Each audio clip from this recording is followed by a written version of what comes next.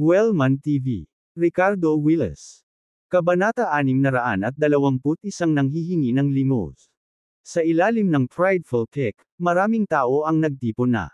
Hindi bababa sa 100 tao ang makikita. Bawat isa sa kanila ay mukhang hindi pala kaibigan, ang kanilang mga tingin ay nakatutok kay Ricardo sa gitna. Sa sandaling ito, nagyayelo ang mga mata ni Ricardo habang tinatagwan niya sina Samantha at Nora sa likuran niya, nag-iingat sa anumang biglaang pag-atake. Paminsan-minsan, may mga insulto at sumpa sa paligid. Kumunot ang noo ni Ricardo, palipat-lipat ang tingin sa mga taong ito. So, ito ang mga backers na dinala ni Samantha. Mukhang hindi talaga sila kahanga-hanga. Hahaha. Kamatayan lang yata ang hinahanap niya. Hindi mo ba nakita? Pagdating niya, hayagang hiniling niya kay Solomon na puntahan siya. Napakamatapang. Eksakto. Hindi ba niya alam kung saan ito? Ito ang prideful pick. Teritoryo ni Solomon. Habang patuloy na umalangaw-ngaw ang mga boses na ito, bumulong si Samantha kay Ricardo sa tabi niya, Mr. Willis, dapat ba nating ipaalam ito sa mga matatanda? Natatakot akong dalhin ni Solomon ang kanyang mga nakatatanda at diretsyong lapitan para gipitin ka. Kung ganoon, ikaw ang dehado. Nang marinig ang nag-aalalang mga salita ni Samantha, bahagyang tumawa si Ricardo at sinabing, hindi na kailangan. Ipinaalam ko na sa mga senior member sa loob ng sekta. Hindi na kailangang mag-alala. Humanap ka na lang ng ligtas na lugar para mapanood ang performance ko mamaya. Babayaran ko ang mga hinaing na dinanas ninyo ni Nora sa panahong ito. Ang pinakamataas na mga master ng Broken Pulse sect ay nasa Nascent Soul Realm, at tiyak na hindi sila kayang labanan ni Ricardo sa ngayon. Gayunpaman, kumpiyansa si Ricardo na kung ito ay makipag-away, si Sullivan ang hahawak ng mga bagay para sa kanya. Ang Nascent Soul na mga eksperto ng prideful pick ay hindi maglalakas loob na pumunta ng labis. Sa kasalukuyan, tila nag-iisa ang sect master ng Broken Pulse sect, at ang vice sect master na ito ang may hawak ng pinakamataas na autoridad sa sect. Inakala ni Samantha na si Kyrie ang tinutukoy ni Ricardo nang banggitin niya ang mga senior member, at natigil ang ekspresyon nito. Balak sana niyang magsalita muli, ngunit natigil ang mga salita sa kanyang lalamunan. Bagamat si Kyrie ay isa ring elder ng Broken Pulse sect, naramdaman ni Samantha na walang pagkakataon si Ricardo kung determinado ang mga elder ng prideful pick na protektahan si Solomon. Gayunpaman, nang makita ang kumpiyansa na hitsura ni Ricardo, walang pagpipilian si Samantha kundi paniwalaan siya. Habang ang lahat ay may kanya-kanyang iniisip, biglang dumating ang isang malakas na tawa mula sa tuktok ng bundok ng prideful pick. Maya-maya, umalangaw-ngaw ang boses ni Solomon, gusto kong makita kung sino ang maglakas loob na maging mayabang sa prideful pick. Narinig kong gusto mo akong personal na bumaba at lumuhod sa harap mo para humingi ng tawad. Ilang taon na walang nang ahas na maging napakayabang sa harap ko. Habang bumababa ang kanyang boses, si Solomon mismo ang nagpakita sa harap ni Ricardo. Taas-baba ang tingin niya kay Ricardo, saka ngumisi at sinabing, Ricardo. Ang ama ng munting bastard na iyon. Yung backer na dinala ni Samantha.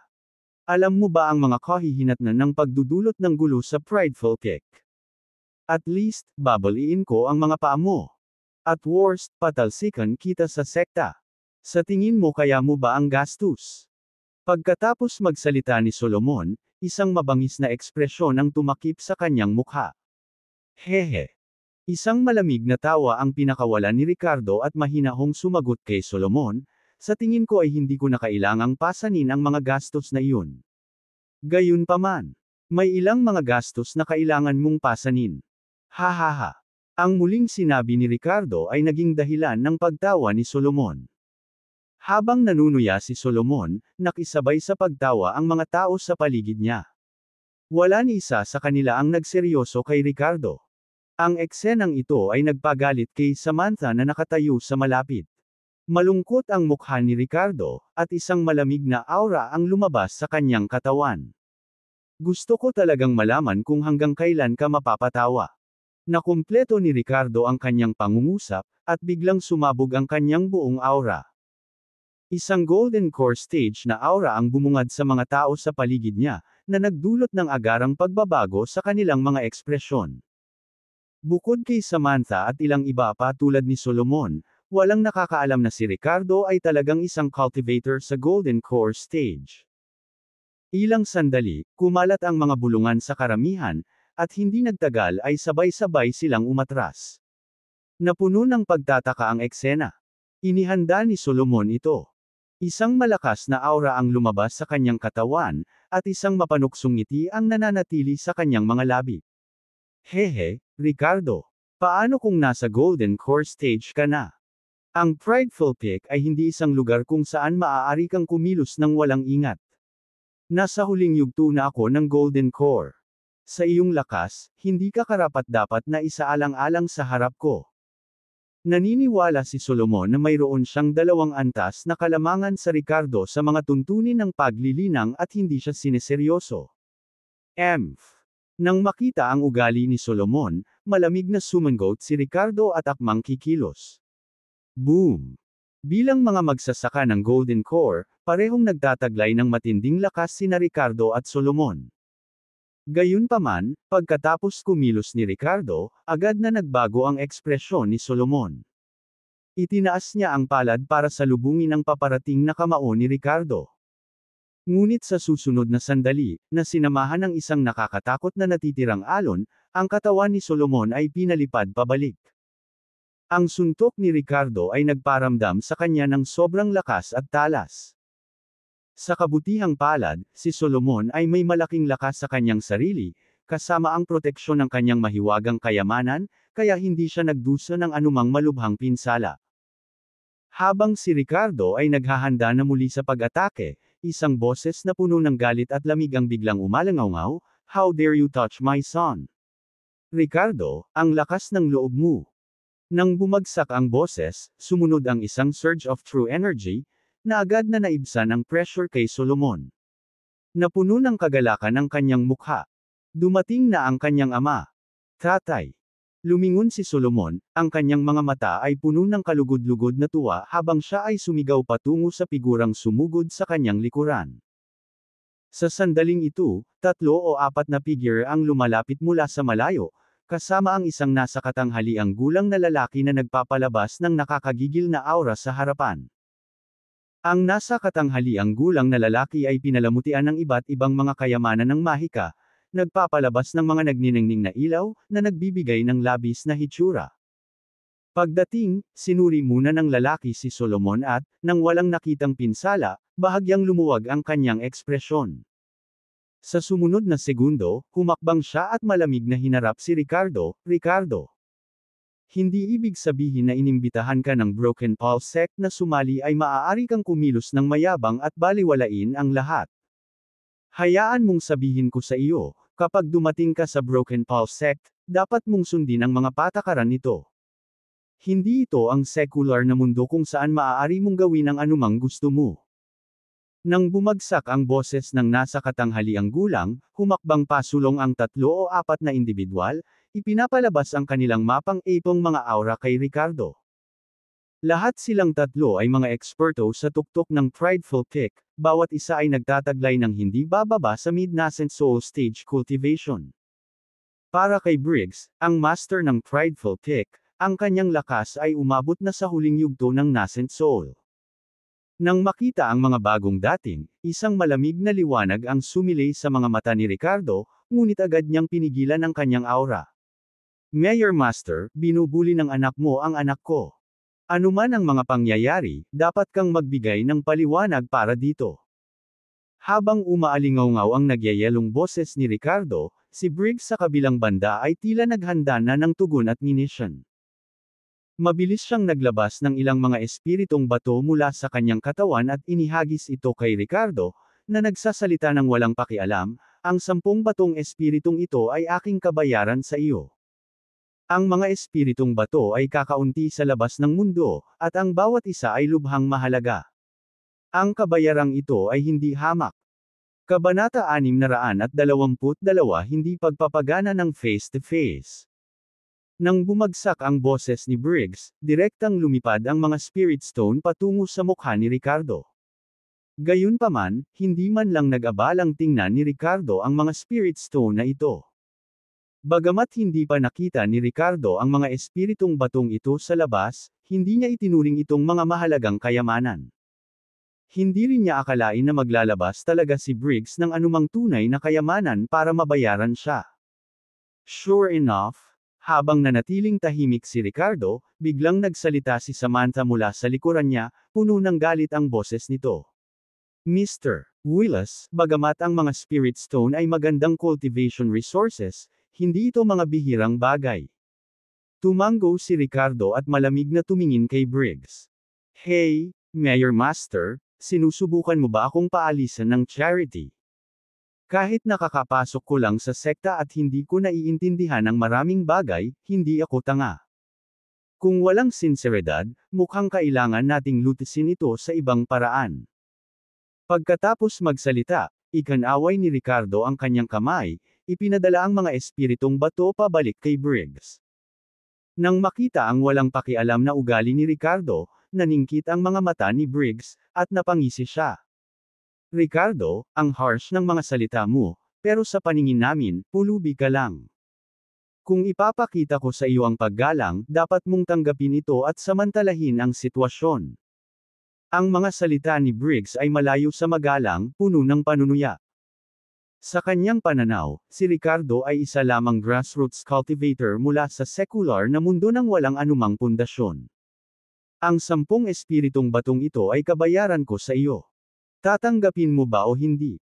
Sabi ni Briggs, punong-puno ng mapaglarong intensyon ang mukha niya habang inilalahad ang mga spirit stones kay Ricardo. Malinaw na ang kahulugan sa likod nito, kung tinanggap ni Ricardo ang mga espiritong bato, nangangahulugan ito na yuyuko siya kay Briggs, at ang usapin ni Solomon ay maituturing na nalutas. Ngunit kung siya ay tumanggi, kung gayon sila ay direktang magiging magkaaway, at wala nang dapat pag-usapan. Ang susunod na hakbang ng aksyon ay nakasalalay sa pagpili ni Ricardo. Ang iba pang mga disipulo ng Prideful Peak sa paligid nila ay nakasuot ng mga ekspresyon ng Schadenfreude, na parang nanunood sila ng isang magandang palabas. Napangisi si Solomon sa kasiyahan, hindi maitago ang panunuya sa kanyang mukha. Hindi ka ba naging mayabang sa harap ko? Ngayong pumasok na ang tatay ko, bakit bigla kang natakot magsalita? Hahaha. Isang mapalad na basura lang na lumaki sa secular na mundo, sa pag-aakalang maihahambing mo sa isang pangalawang henerasyong magsasaka na tulad ko.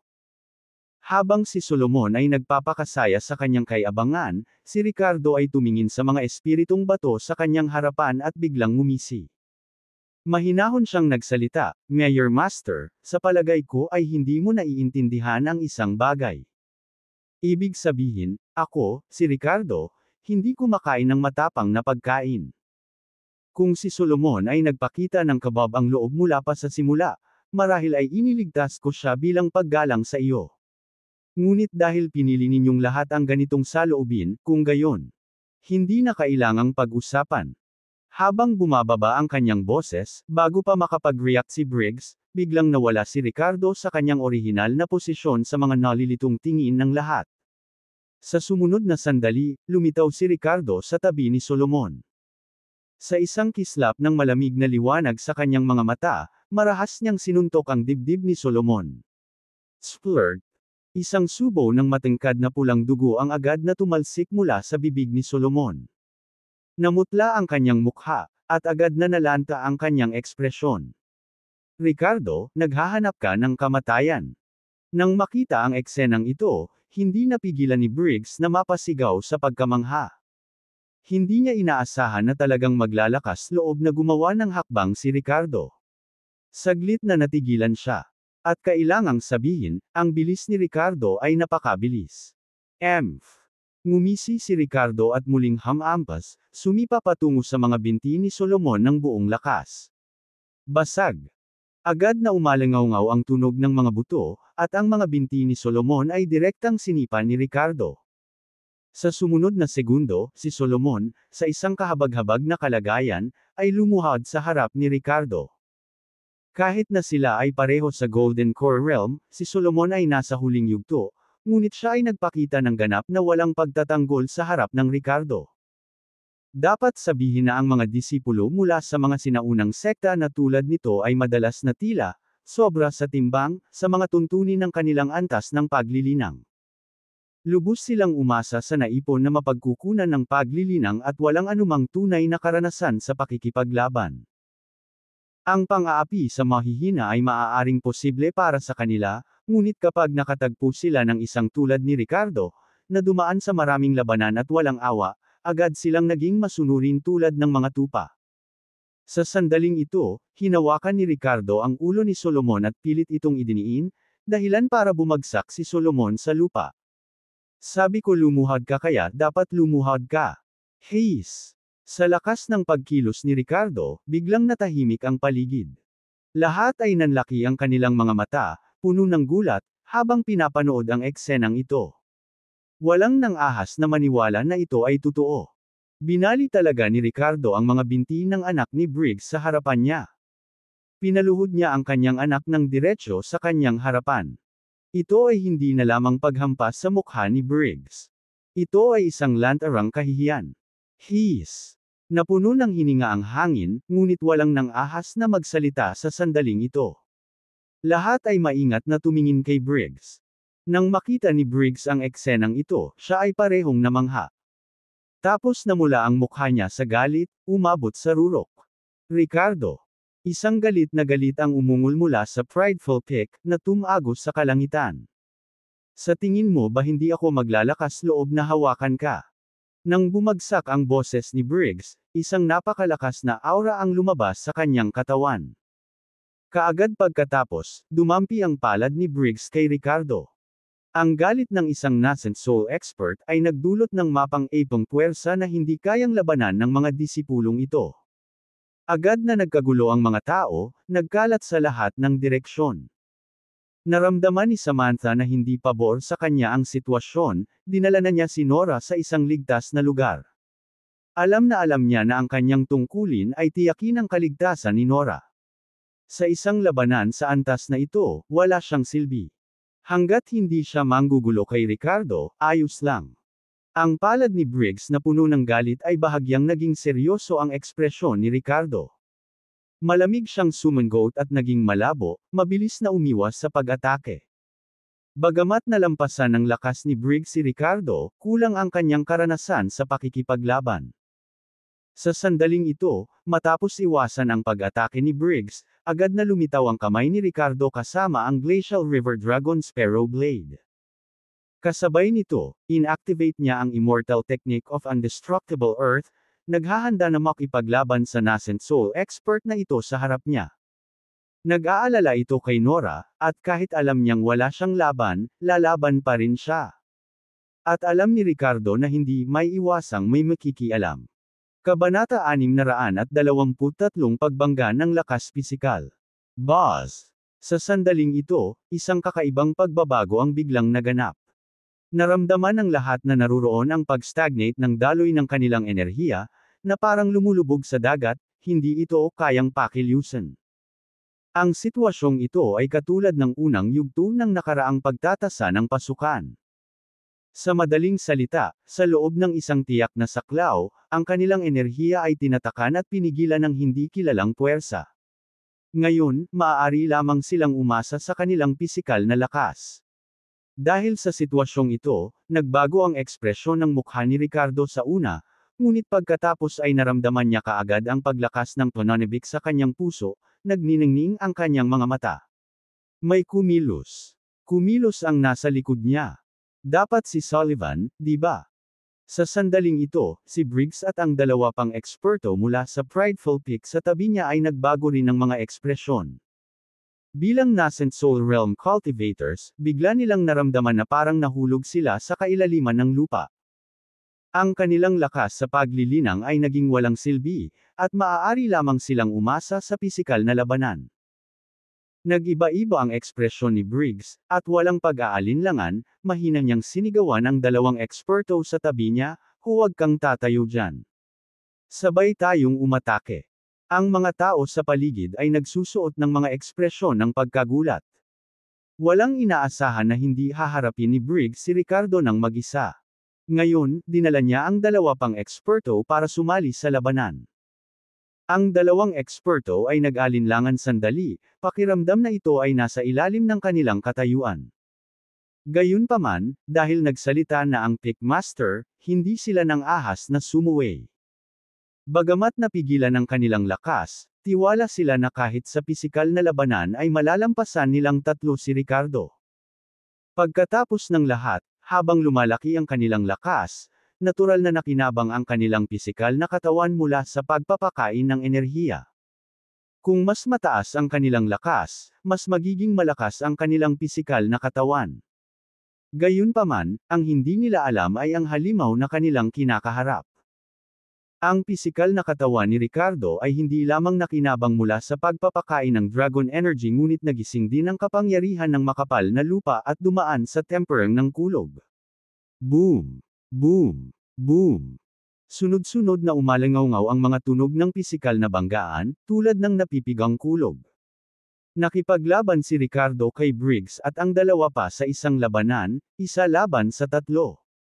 Ang mga pagbabago ay nagmumula sa Prideful Peak. Anong nangyayari dyan? Sa isang tiyak na lokasyon sa loob ng Broken Paul Sect, may nagulat na sumigaw.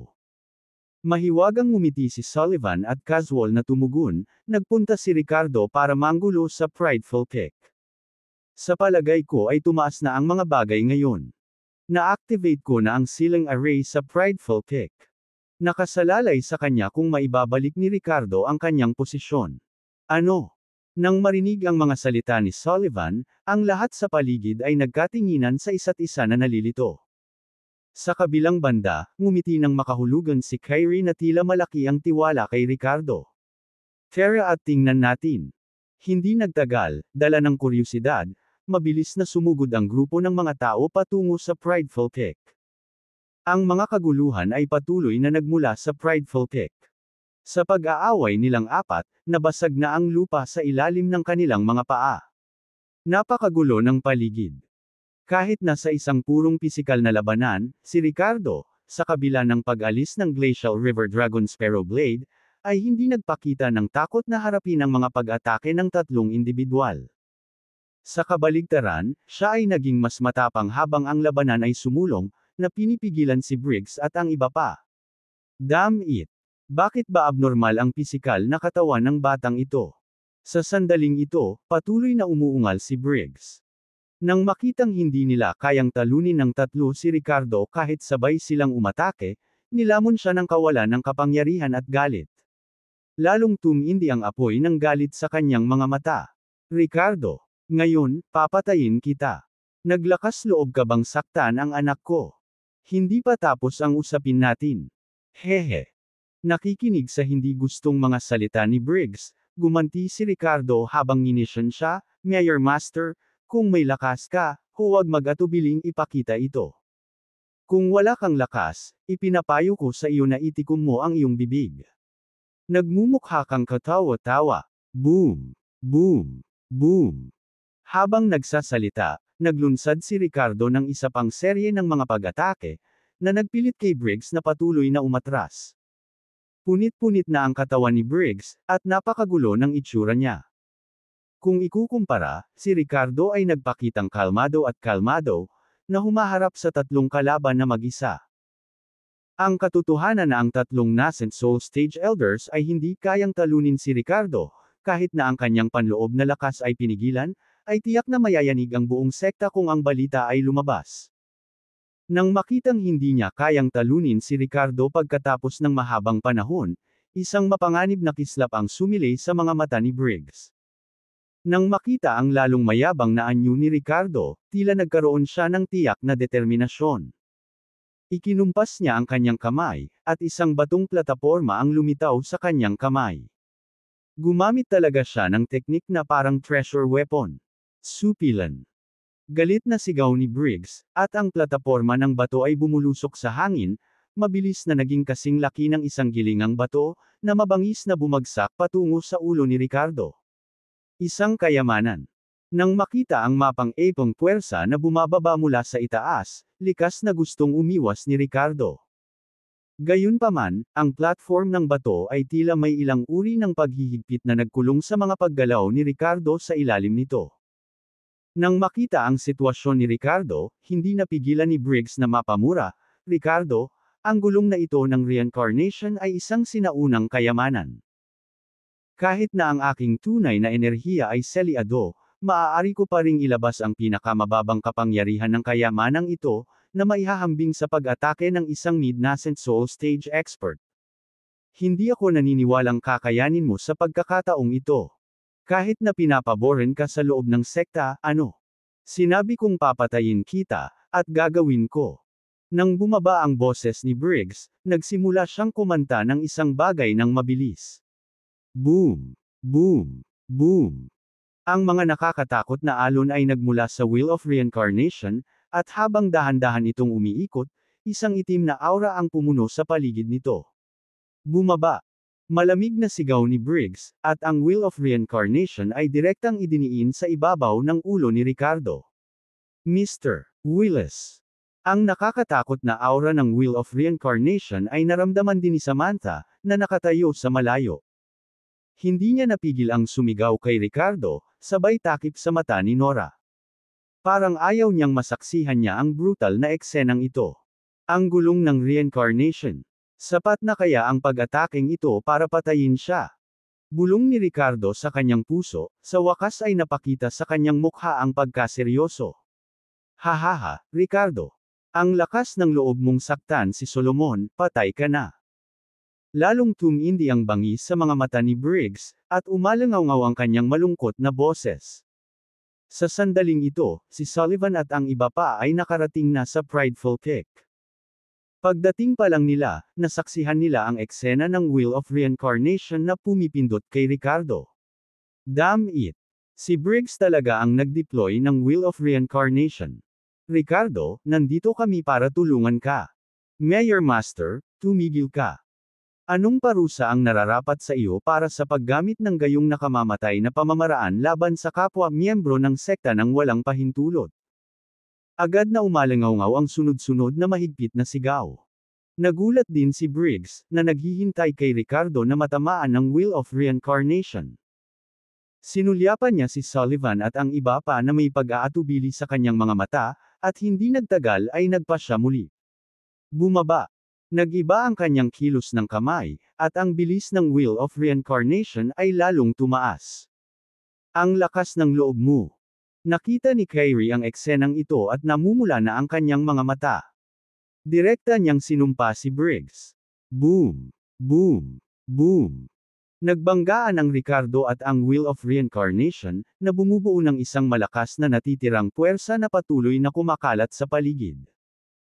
Ang mga may mas malakas na lakas ay nakayanin ito, ngunit maraming mas mahihinang individual ang direktang napaatras, at umalangaw-ngaw ang sigaw ng pagkagulat. Hahaha. Ricardo, siguradong mamamatay ka ngayon.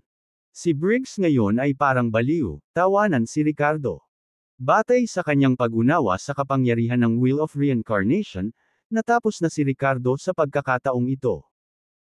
Natahimik ang buong eksena, at maraming tao ang nagpipigil ng hininga, nakatingin sa direksyon ni Ricardo, inaabangan ang susunod na mangyayari. Kabanata 624 Hindi kinakain ng tigre ang mga anak nito.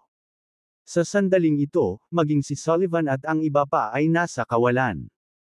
Late na silang dumating. Ang mga posibilidad ay laban sa kanila. Ito ang naisip ni Sullivan at ng kanyang mga kasama sa kanilang mga puso. Bagamat lubos silang nagtitiwala kay Ricardo, alam nila ang kapangyarihan ng Wheel of Reincarnation. Kahit na ang pinakamahinang kapangyarihan ay maaaring magpakawala ng isang pag-atake na maihahambing sa kalagitnaan ng yugto ng nascent soul. At si Ricardo ay nasa yugto lamang ng Golden Core. Damn it! Kapag may nangyari kay Ricardo, hindi ko ililibre si Briggs. Sullivan nagmura sa loob, ang kanyang mga mata ay puno ng kadiliman.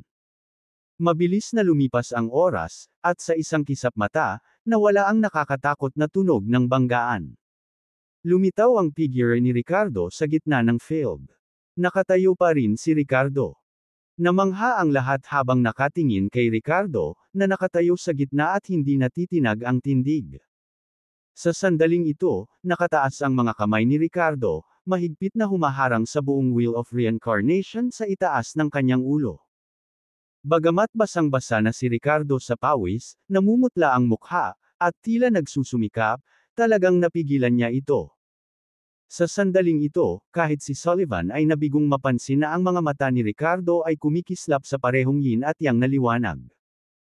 Sa pagsipsip ng malaking halaga ng soul energy ng Dragon Ancestor's soul kanina, pansamantalang, sinakop nito ang katawan ni Ricardo sa isang kritikal na sandali, na nagligtas sa kanyang buhay. Siyempre, sa paraan ng Dragon Ancestor's soul, walang sinuman ang posibleng makakita nito. Ito ay imposible. Bulalas ni Briggs, puno ng pagkabigla ang kanyang mga mata. Ngunit kasabay ng pagbagsak ng kanyang boses ay biglang sumigaw si Ricardo at nagpalakas ng kanyang mga kamay. Ang Wheel of Reincarnation ay hindi inaasahang umindat pabalik kay Briggs. Naramdaman ang nakakatakot na pagbabago-bago na nagmumula sa Wheel of Reincarnation, ang kaluluwa ni Briggs ay nanginig, at nang hindi nag-iisip, umiwas siya sa gilid. Ang dalawang eksperto sa Prideful Peak na gumawa ng kanilang hakbang ay napagtanto na ang sitwasyon ay hindi favorable at matagal nang tumakas. Damn it! Ang mga mata ni Briggs ay napuno ng dilim habang siya ay nagmumura, pagkatapos ay ibinaling ang kanyang ulo upang tingnan ang Wheel of Reincarnation. Kapag kumilos na ang Wheel of Reincarnation, hindi ito titigil hanggat hindi ito nakakainom ng sapat na essence blood, kahit siya ay hindi na mababago iyon. At sa sandaling ito, si Briggs ay nailak na sa pamamagitan ng Wheel of Reincarnation, na wala ng takasan. Maliban na lang kung maaari niyang direktang harangan ang pag-atake ng Wheel of Reincarnation tulad ng ginawa ni Ricardo. Ngunit ito ay hindi biro, ang kanyang tunay na enerhiya ay pinigilan ngayon, at ang kanyang pisikal na katawan lamang ay hindi makayanan ang gayong pag-atake. Ano ang dapat niyang gawin? Ano ang dapat niyang gawin? Habang nagpapanik si Briggs, bigla niyang napansin ang figure ni Solomon sa tabi niya. Si Solomon ay inilabas sa larangan ng digmaan dahil ang kanyang mga paa ay nabali ni Ricardo, ngunit sa biglaang pagtakas ni Briggs, siya ay nagkataong tumabi sa kanya. Matagal nang tumakas ang mga alagad ni Solomon, na naiwan lamang siya doon. Nang makita si Solomon, kumislap ang mga mata ni Briggs sa sakit at kalupitan. Walang sabi-sabi, hinawakan niya si Solomon at sinabi sa mahinang boses, "Solomon, sisihin mo si Ricardo kung kailangan mo, ngunit huwag ang iyong ama." "Dad, anong gagawin mo?" "Hindi, mangyaring huwag." Naramdaman ang masamang hangarin sa boses ni Briggs, si Solomon ay pilit na nagpupumiglas na parabang may napagtanto siya, ngunit itinaas siya ni Briggs ng walang pag-aalinlangan at direktang itinapon siya patungo sa Wheel of Reincarnation. Gusto niyang ipagpalit ang buhay ni Solomon para sa sarili niya. Nasaksihan ng eksenang ito, agad na sumabog ang kaguluhan sa kanilang paligid. Hindi kinakain ng tigre ang mga anak nito. Masyadong walang awa ang hakbang ni Briggs. Sa sandaling nakipag-ugnayan si Solomon sa Wheel of Reincarnation, ang kanyang mga binti ay agad na nilamon ng walang bakas, at ang kanyang mga hiyawan ay napuno ng hangin. Tama na. Noon lang, malamig na sumangot si Sullivan at kumilos. Isang malakas na pag-atake ang tumama sa Wheel of Reincarnation, na puwersahang huminto sa pag-ikot nito. Makalipas ang ilang segundo, huminto ang Wheel of Reincarnation at muling nagbagong anyo sa isang batong platform na kasing laki ng palad. Nang makita ang eksenang ito, kumikislap ang mga mata ni Ricardo, at inabot niya at hinawakan ang platapormang bato sa kanyang kamay. Sa sandaling ito, ang mga iniisip ni Briggs ay ganap na nakatuon sa kanyang anak. Agad siyang nagpakawala ng isang malungkot na hiyaw at sumugod sa kanyang anak, na nakahandusay sa lupa, halos hindi nakakapit sa buhay. "Anak! Anak! Gumising ka na! Gumising ka!" Sumigaw at napaungol si Briggs habang patuloy na umiinom ng iba't ibang spirit pill at gamot mula sa kanyang katawan, pinapasok ang mga ito sa bibig ni Solomon. Kasabay nito, hindi niya pinabayaan ang kanyang mga kamay at sinimulang pigilan ang pagdurugo mula sa mga binti ni Solomon. Di nagtagal, ang mga pinsala ni Solomon ay pansamantalang naayos, ngunit ang kanyang mga binti ay ganap na walang silbi, naging walang laman na mga shell. Ricardo. Nang makita ang kahabag-habag na kalagayan ni Solomon, hindi na napigilan ni Briggs ang kanyang emosyon. Mariin niyang tinitigan si Ricardo at akmang susugurin siya. Gayunpaman, hinarang siya ni Sullivan at mahinahong nagsalita, "Mayor Master, hindi pa ba sapat ang gulo mo? Guru. Napilayan ni Ricardo ang anak ko. Si Briggs ay napuno ng ayaw. Napilayan ang iyong anak dahil sa kanyang sariling mga aksyon." Malinaw na nakita ng lahat, sagot ni Sullivan na may malamig na tono, na iniwan si Briggs na nakatulala sa kinatatayuan. Matapos bigyan ng malalim na tingin si Ricardo, umatras si Briggs. "May kasabihan sa mortal na mundo na ibibigay ko sa iyo dito, huwag kang manligaw sa kamatayan, at hindi ka mamamatay." Napangisi si Ricardo at nakaramdam ng matinding kasiyahan sa sinapit ni Briggs at ng kanyang anak. Pagkatapos magsalita, magalang siyang yumuko kay Sullivan at sinabing, "Guru." Tumango si Sullivan, saka tumawa at sinabi kay Ricardo, "Go, matagal na kayong hindi nagkita. Mag-usap kayo. Ipaubaya mo sa akin ang mga bagay dito."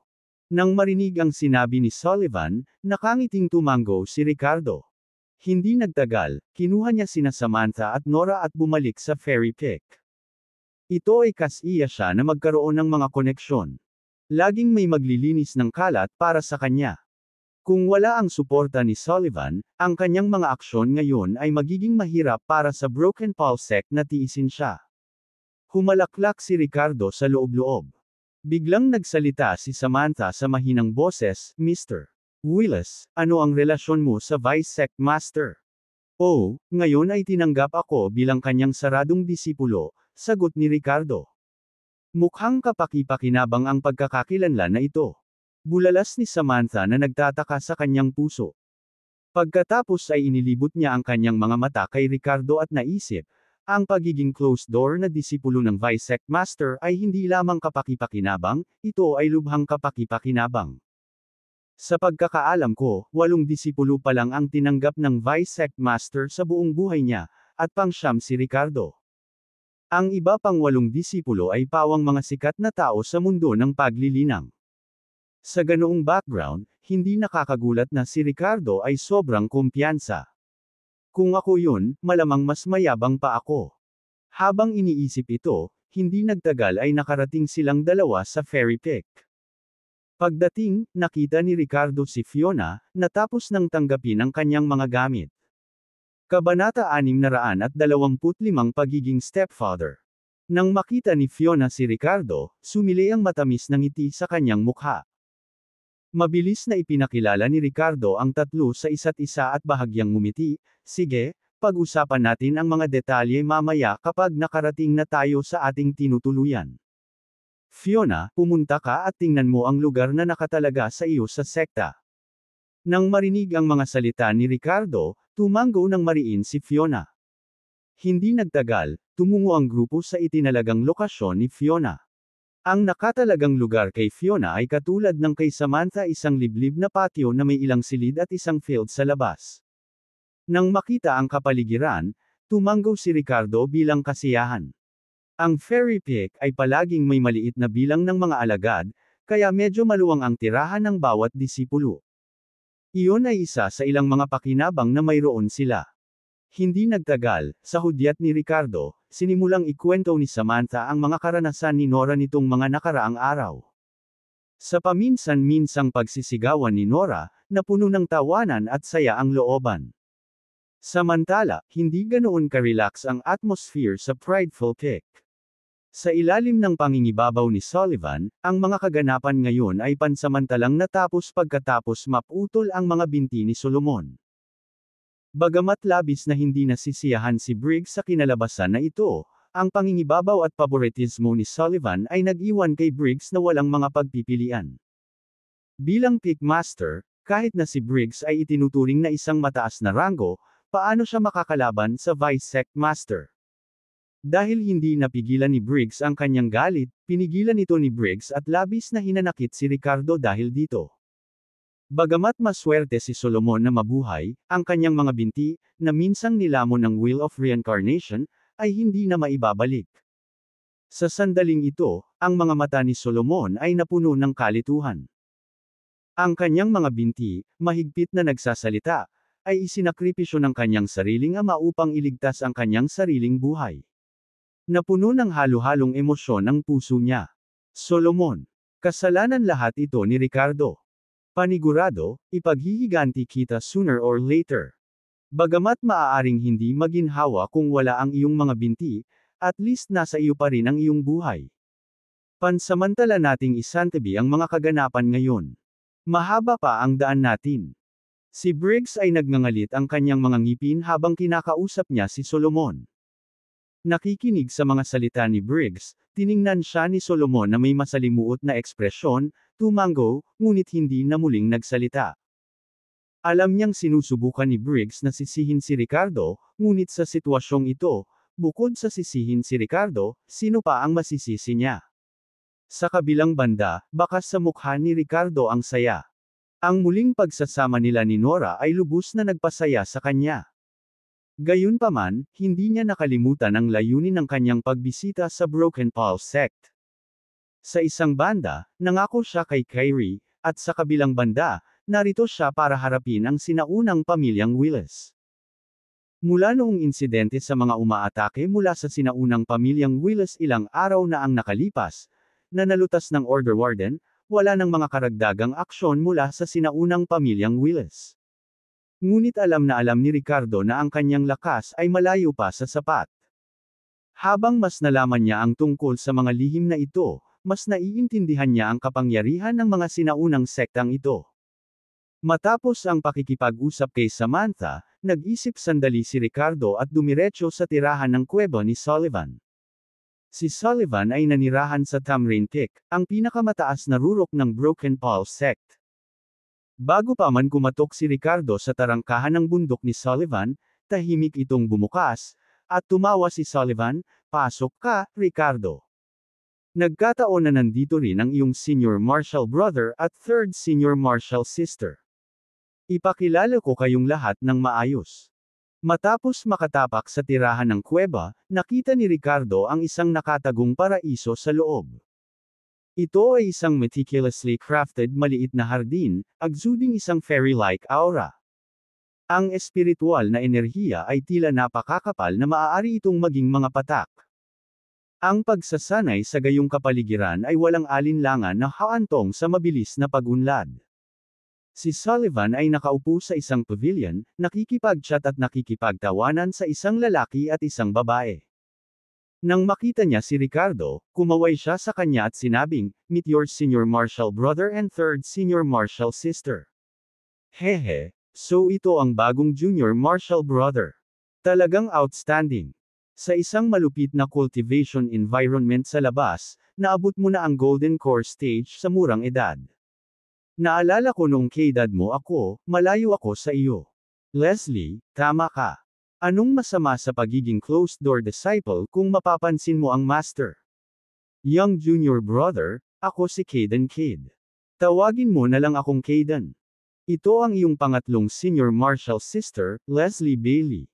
Siya rin ang kasama ko, at pareho kaming nasa nascent soul initial stage.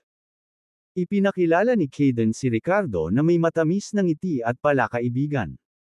Ricardo, ang iyong senior marshal brother at third senior marshal sister ay parehong reserve elder ng sekta. Maaari mo silang lapitan para sa anumang bagay sa loob ng sekta. After joining our sect, we are all one family. Hindi mo kailangang maging formal sa kanila. Para naman sa iyong iba pang senior marshal brothers and sisters, sila ay kasalukuyang abala sa kanilang sariling mga gawain. Ibibigay ko sa iyo ang kanilang contact information, para maabot mo sila kung may kailangan ka sa labas ng sekta. Buong hapon si Ricardo na nakikipag-chat kay Sullivan at sa iba patungkol sa mga bagay na may kinalaman sa sekta. Sa wakas, maikling binanggit ni Sullivan ang sinaunang pamilyang Willis, ngunit hindi siya nagdetalye, marahil ay iniisip na hindi na kailangang malaman ni Ricardo sa ngayon. Si Ricardo ay hindi nagpalalim dito ngunit naunawaan na ang sinaunang pamilyang Willis at ang Broken Pulse sect ay mga kaaway na puwersa. Sapat na impormasyon iyon para sa kanya. Dahil hindi pa nakakapili ng sariling tirahan si Ricardo, nanatili siya sa looban ni Samantha sa Fairy Peak para magdamag. Sa pakikinig sa paminsan-minsang huni ng insekto sa labas, kakaibang pakiramdam ang hatid nito. Kinaumagahan, ibinaon ni Ricardo ang kanyang sarili sa aklatan ng Broken Pulse sect, naghahanap ng sistematikong kaalaman tungkol sa mundo ng paglilinang. Dati, siya ay naglalakbay ng mag-isa, kahit na pagkatapos matanggap ang mana. Maraming bagay ang hindi alam ni Ricardo. Ngayong sa wakas ay pumasok na siya sa isang sekta, kailangan niyang bumawi sa kanyang kakulangan sa kaalaman sa lugar na ito. Sa ilang magkakasunod na araw, bukod sa nakakasama si Nora, madalas na nakikita si Ricardo sa silid-aklatan, nawawala sa paningin. Si Briggs ay wala kahit saan, at walang mga kaguluhan o pandaraya mula sa Prideful Peak. Ang insidente sa Prideful Peak noong araw na iyon ay kumalat na parang apoy sa buong Broken Pulse sect. Bagamat may mga salungatan na may iba't ibang laki sa Broken Pulse sect paminsan-minsan, ito ang unang pagkakataon para sa isang tulad ni Ricardo, nakakapasok lang sa sekta, na direktang talunin ang Peak Master. Ilang sandali pa, umalangaw-ngaw ang pangalan ni Ricardo sa buong Broken Pulse sect. Alam ng lahat na ang Fairy Peak ay mayroon na ngayong isang kakilakilabot na individual, na nagpalaki sa mga naninirahan sa Fairy Peak. Maraming babaeng disipulo ang humanga kay Ricardo at buong araw na gumagala sa looban ni Samantha. Bagamat ang lakas ni Ricardo ay nasa Golden Core Realm lamang, hindi ito gaanong bigat sa loob ng buong Broken Pulse sect. Gayunpaman, ang kanyang mga aksyon ay nakakuha ng paghanga ng marami. Gayunpaman, pagkaraan ng ilang araw, hindi mahanap ng mga babaeng disipulong ito ang figure ni Ricardo at unti-unting sumuko. Tulad ng buong 7 araw na ginugol ni Ricardo sa silid-aklatan, nakarinig siya ng isang balita mula kay Samantha. Aalis ka ba sa sekta? Mukhang nagulat si Ricardo at tinanong si Samantha. Oo, Mr. Willis. Isa akong alagad na sumali sa sekta sa pamamagitan ng entrance assessment 5 taon na ang nakakaraan at umalis ng bahay. Nakatanggap ako ng mensahe mula sa aking pamilya ilang araw na ang nakakaraan na ang aking ama ay may sakit. Nag-apply na ako sa loob ng sekta, at kailangan kong umalis ngayon. Bumantong hininga si Samantha, puno ng pag-aalala ang kanyang mga mata sa kanyang ama. Kaya, hindi ko na maaalagaan si Nora para sa iyo sa panahong ito. Pero Mr. Willis, magtiwala ka, babalik ako sa sekta kapag gumaling na ang tatay ko. Nang marinig ang sinabi ni Samantha, saglit na natigilan si Ricardo. Si Nora ay kanyang sariling anak, at ang pag-aalaga sa kanya ay kanyang responsibilidad. Paano siya naging stepfather sa sinabi ni Samantha? Napabayan ba niya ang kanyang anak sa panahong ito na nakalubog siya sa silid-aklatan? Kabanata 626 na pagbabalik sa sekular na mundo. May bakas ng pag-aatubili sa mga mata ni Samantha at Nora. Matapos ang maikling katahimikan, biglang tumawa si Ricardo at sinabing, hindi problema iyon. Kaya kong ihatid si Nora at sundan ka pa uwi. Ha! Nang marinig ang sinabi ni Ricardo, nagliwanag din ang mga mata ni Samantha sa pagkagulat. Siyempre, sa sekular na mundo, halos walang sino man ang maaaring magdulot ng banta sa kanya sa pamamagitan ng kanyang mga kasanayan. Gayunpaman, ang pag-iisip na sinamahan siya ni Ricardo ay lihim siyang natuwa. Mr. Willis, posible ba talaga iyon? Anong imposible? Kailangan ko lang ipaliwanag sa Vice Sect Master. Hintayin mo ako. Pagkatapos magsalita ni Ricardo, tumalikod siya at tinungo ang tirahan ni Sullivan. Sa katunayan, ang layunin ni Ricardo sa pagpunta sa Broken Pulse sect sa pagkakataong ito ay para lamang, suriin ang mga bagay-bagay. Ang pangunahing layunin niya ay makita si Nora, at hindi niya binalak na manatili ng matagal. At nitong mga nakaraang araw, hindi mabilang na beses na nagtanong si Nora tungkol sa kinaroroonan ng kanyang ina na si Miranda. Tila na-miss niya ng husto ang kanyang ina, kaya oras na upang ihatid ang maliit na bata para bisitahin. Matapos marinig ang kahilingan ni Ricardo na umalis sa sekta, pinag-isipan ito sandali ni Sullivan at pumayag. Pagkatapos ng lahat, si Ricardo ay orihinal na isang secular na tao, at ngayong nakuha na niya ang pagkakakilanlan ng isang disipulo ng Broken Paul sect, naabot na niya ang kanyang layunin. Bukod dito, ang pagin sa paglilinang sa loob ng sekta ay hindi magagawa. Mahalaga din ang estado ng pag-iisip ng isang tao. Gayunpaman, bago umalis si Sullivan, binigyan niya si Ricardo ng isang Nagel iligtas buhay na kayamanan kung sakaling may mga emerhensya. Pinaalalahanan din niya si Ricardo na isa na siyang alagad ng Broken Paul sect, na kabilang sa sinaunang kaharian. Hindi niya dapat basta-basta gamitin ang kanyang tunay na enerhiya laban sa mga ordinaryong tao sa ibaba ng Apishi realm sa labas ng mundo. Tanghali ng parehong araw. Pagkatapos magpaalam kay Fiona, ang maliit na batang babae, si Ricardo ay nag-impake kasama sina Nora at Samantha, at umalis sa sekta. Pagkarating sa West Unity City, kumain sina Ricardo at Samantha para mabusog ang kanilang tiyan. Habang kumakain, habang nagbabalat si Ricardo ng hipon para kay Nora, tinanong niya si Samantha, "Siya nga pala, Samantha, anong sakit ang mayroon ang iyong ama?" Si Samantha ay lubos na nag-aalaga kay Nora sa Fairy Peak, at isinakripisyo pa ang sarili niyang kawalang kasalanan para protektahan si Nora mula kay Guillermo at sa iba pa. Malalim na inukit ni Ricardo ang pabor na ito sa kanyang puso. Kung matutulungan niya ito, natural na hindi siya magdadalawang isip. Nang matapos siyang magsalita, biglang naging hindi maganda ang ekspresyon ni Samantha, nag-aalanga na umiling at sinabing, "Wala lang, malalang sakit lang." Sa pagmamasid sa kanyang ekspresyon at tono, paanong hindi malalaman ni Ricardo na tila medyo mahirap ang sakit ng kanyang ama? Anong sakit ba talaga? Hindi ba komportableng sabihin? Pinilit ni Samantha ang mapait na ngiti at sinabing, walang nakakaabala sa pagsasabi nito. Kaya lang kahit sabihin ko ito, hindi ito magkakaroon ng pagkakaiba. Ito ay leukemia, tulad ng kilala sa secular na mundo. Hindi ko alam kung bakit napunta ang aking ama sa sakit na ito.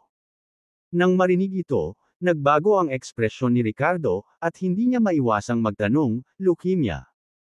"Oo, sinasabi nila na ito ay isang sakit na walang lunas." Nakagat ni Samantha ang kanyang labi, namumula ang kanyang magagandang mata. Gayunpaman, medyo hindi nakapagsalita si Ricardo. Hindi ba niya tinulungan ang Lowe's Pharmaceutical na ilunsad ang Love Light, ang mahimalang gamot para sa paggamot sa leukemia? Hindi ba dapat available nationwide? Paano na lang nang umabot sa tenga ni Samantha, ito pa rin ang tinutukoy na sakit na walang lunas? Oh, halos nakalimutan. Ang kakayahan ni Samantha na pumasok sa isang prestihiyosong sinaunang sekta tulad ng Broken Paul sect ay nangangahulugan na siya ay nagmula sa isang sinaunang Marshall family. Ang ganitong mga pamilya ay madalas na medyo sarado mula sa labas ng mundo, kaya normal para sa kanila na hindi alam ang love light. Hindi ba ang leukemia ay isang sakit na walang lunas? May gamot ba para dito? Sa sandaling ito, puno ng pagtataka ang mga mata ni Samantha habang nakatingin kay Ricardo at nagtanong. Nanatili pa rin ang ambon sa kanyang mga mata, na nagmumukha siyang kaawa-awa at pumukaw ng pakikiramay. Oo, may gamutan. Mayroong isang pambihirang gamot na tinatawag na Love Light na may kapansin-pansing epekto sa lahat ng uri ng leukemia. Tumango si Ricardo.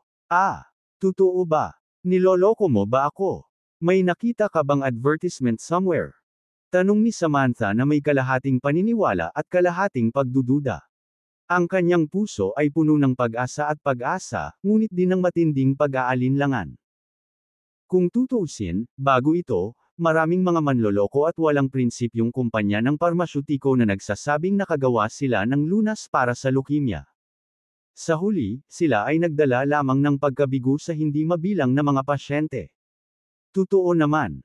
Ang gamot ay talagang binuo ko. Sa tingin mo ba nagsisinungaling ako? Tanong ni Ricardo na may nakakalokong ngiti. Napatikip ng bibig si Nora na nasa tabi nila at ilang beses humajijek. Parang nakakatuwa sa kanya nang may tumawag sa kanyang daddy na sinungaling.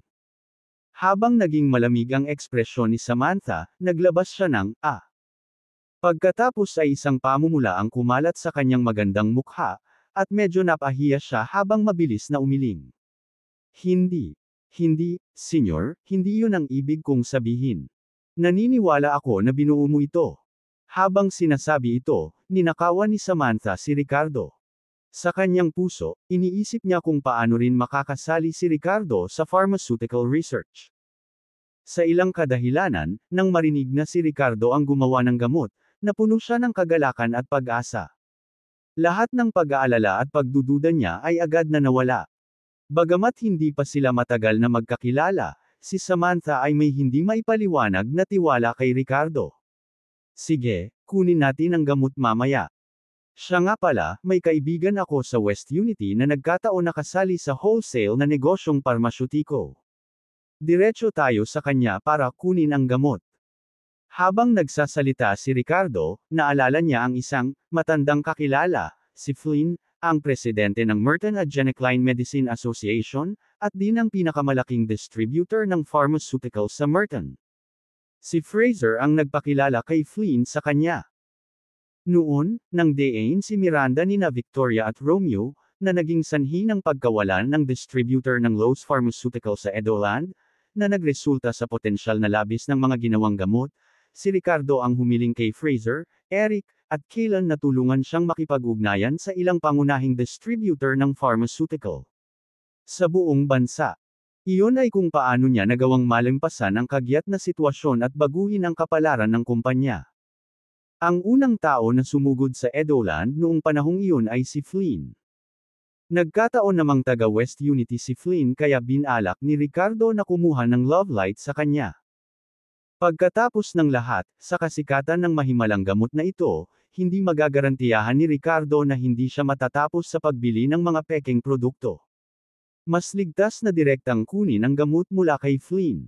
Sige, senyor, kahit anong sabihin mo, papakinggan kita. Tumango si Samantha, parang bulaklak ang ngiti niya. Tuluyan nang nawala ang lungkot sa kanyang puso nang mabalitaan niyang may panggagamot sa sakit ng kanyang ama, at hindi niya maiwasang magkaroon ng kakaibang emosyon kay Ricardo. Huwag mo na akong tawaging senyor, para akong matanda. Tawagin mo na lang akong Ricardo o kung anuman ang gusto mo. Kinaweyan ni Ricardo ang kanyang kamay, medyo hindi komportable sa paraan ng pagharap ni Samantha sa kanya. Ricardo. Lumibot ang magagandang mata ni Samantha, may bahid ng hindi maipaliwanag na hiya ang boses habang mahinang tumawag.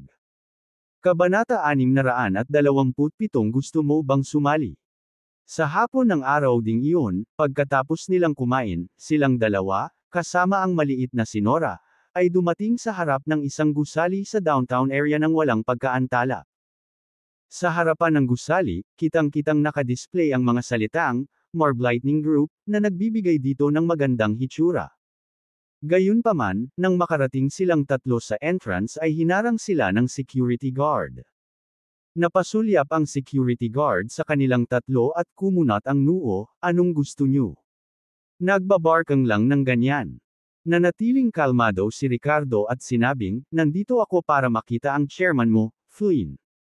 Nakita mo ba ang chairman natin? Ano pangalan mo, may appointment ka ba? Hindi kita nakita dati.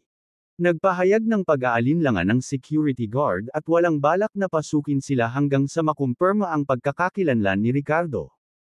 Basta ipaalam mo sa kanya na nandito si Ricardo Willis mula sa Edoland para makita siya, malalaman niya, mahinahong sabi ni Ricardo. Nang makita ang kanyang kilos, tumaas ang isang kilay ng security guard at nagsimulang maghinala. Ramdam na ramdam niya ang pagiging composure ni Ricardo. Bagamat ang lalaki at babae, kasama ang bata, ay bihis na ordinaryo, kahit medyo kakaiba, kalabos lang sa Broken Pulse sect, baka kilala talaga nila ang chairman.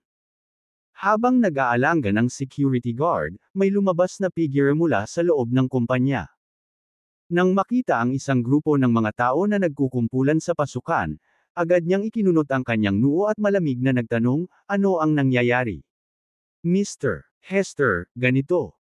Nang marinig ang kanyang pagtatanong, nagulat ang security guard at mabilis na nilapitan ang manager, at sinabing, ang sabi ng taong ito ay nandito siya para makita ang chairman. Sinubukan kong itaboy siya, ngunit ang kanyang saloobin ay napakatatag. So naisip ko, dapat ba natin siyang ipaalam? Sampal. Nang marinig ang sinabi ng security guard, hindi umimik ang manager at direktang sinampal ito sa mukha. Sa hugis ng sapatos na mukha, mayroong isang mapagmataas at dominanteng ekspresyon, na puno ng pakiramdam ng higit na kahusayan. Ano ba ang pinag-aaksayahan mo ng oras? Paano kaya nakilala ng iilang taong ito ang chairman? Hindi mo ba nakikita kung anong klaseng nobody sila? Sa tingin ba nila nagsushooting sila ng period drama? Hindi ko talaga alam kung ano ang tumatakbo sa isip mo, damn watchdog. Bibigyan kita ng 3 minuto para paalisan sila dito. Kung hindi, uulitin kita ng buhay ng kapitan mo, tanga ka. Nang matapos magsalita ang manager, tumingin siya kay Ricardo at sa iba pa ng may pang-aalipusta, ngumuso, at naghanda na lampasan sila. Ngunit sa pagkakataong iyon, napakunot ang noo ni Ricardo at dir-diretsyong hinarangan ang manager na papasa. I think the security guard was just doing his job well. Bakit mo siya sinaktan? Paumanhin. Ang security guard, sa huli, ay malinaw na gustong tumulong sa notification. Sa sandaling ito, nang makitang sinampal ni Cash Hester ang security guard dahil lamang sa pagsasalita para sa kanya, nakaramdam si Ricardo ng kawalan ng hustisya. Bukod dito, ang mapanglait na ugali ni Cash at ang paulit-ulit na pagtawag sa kanila na walang tao ay labis na ikinainis ni Ricardo. Ang pangit mo, at isa kang masamang tao. Ngumuso si Nora sa tabi nila, puno ng galit ang maliit niyang mukha. Sandaling natigilan si Cash, tinuro si Nora at sinigawan si Ricardo, damn it, what did this brat say? Ikaw, kawawa ka, mas mabuting kontrolin mo ang bibig ng brat na ito, o pag-aaralan ko siya para sa iyo. At isa pa, dapat maligaw ang mga nakakaalam ng kanilang lugar. Huwag kang manggahas na makialam sa negosyo ng iba. Humihingi ako ng tawad, damn it. Bantayan lang siya, sinaktan ko siya, ano? Kung hindi ka aalis ngayon, naniniwala ka bang masasaktan din kita? Ang mga salita ni Cash ay puno ng paghamak at kabastusan. Namula ang mukha ng security guard, at nakatayo siya doon na nakayuko, hindi umiimik. Ang paulit-ulit na tawag na asong bantay ay nagpahiya sa kanya. Ngunit ang pagtatrabaho sa Marb Lightning Group ay may magagandang benepisyo, at wala siyang anumang espesyal na kasanayan. Kung na-offend niya si Cash, baka mawalan pa siya ng trabaho. May malaking kapangyarihan ang Cash sa loob ng kumpanya, at sinabing mayroon siyang koneksyon sa general manager. Dahil dito, naging labis siyang mapagmataas sa loob ng kumpanya, madalas na gumagamit ng pisikal na karahasan at paalitang pang-aabuso sa mga empleyado, lalo pa ang isang security guard na tulad niya. Isang sampal lang sa mukha ay wala. Naalala ng security guard ang huling pagkakataon na hinarap ng isang empleyado si Cash at hindi lamang siya binugbog sa publiko hanggang sa dumura siya ng dugo, ngunit agad din siyang sinibak sa trabaho. At pagkatapos, walang kinahinatnan si Cash. Upang mabuhay, ang security guard ay hindi naglakas loob na magsalita sa kabila ng kanyang galit. Sa sandaling ito, muling itinuro ni Cash ang security guard at mayabang na nagutos, itong 3 tao. Wala akong pakialam kung anong paraan ang ginagamit mo, pero ngayon, bawal silang pumasok sa loob ng kumpanya. Kung nakita ko silang pumasok sa kumpanya, maaari kang mawala. Pagkatapos magsalita, bumalik si Cash kay Ricardo, puno ng pang-aalipusta at pang-aalipusta ang kanyang mga mata. Paano naman? Hindi lang ako hihingi ng tawad, pero hindi rin kita papasukin sa kumpanya. Ano ang maaari mong gawin sa akin? May lakas ka bang saktan ako? Sampal. Pagkababa ng boses ni Cash, bigla at hindi inaasahang sinampal siya ni Ricardo sa mukha. Isang matingkad na pulang palm print ang lumitaw sa kanyang mukha. Sinaktan ka. Hindi pa ako nakakita ng ganitong kasuklam-suklam na kahilingan. Ngayon, tutuperin ko ang iyong hiling. Pagkababa ng boses ni Ricardo, muli niyang hinawakan ang buhok ni Cash, itinaas ang mukha. At pagkatapos, sinimulan niyang sampilan ng paulit-ulit ang mukha ni Cash. Siyempre, tiyak na pinigilan ni Ricardo ang kanyang lakas. Kung hindi, isang sampal ang maaaring naging sanhi ng pagsabog ng ulo ni Cash. Bakit nakatayo ka pa dyan? Bilasan mo at lumaban ka. Damn it. Ito ay hindi ka panipaniwala. Binibuli ako sa kumpanya. Habang galit na umuungal si Cash, nag-react din ang security guard sa gilid at kusang itinaas ang kanyang batuta para hampasin si Ricardo. Gayunpaman, nang malapit ng tamaan ng batuta si Ricardo, biglang huminto ang security guard at bumantong hininga, at sinabi kay Ricardo, "Bata, itigil mo ito dali.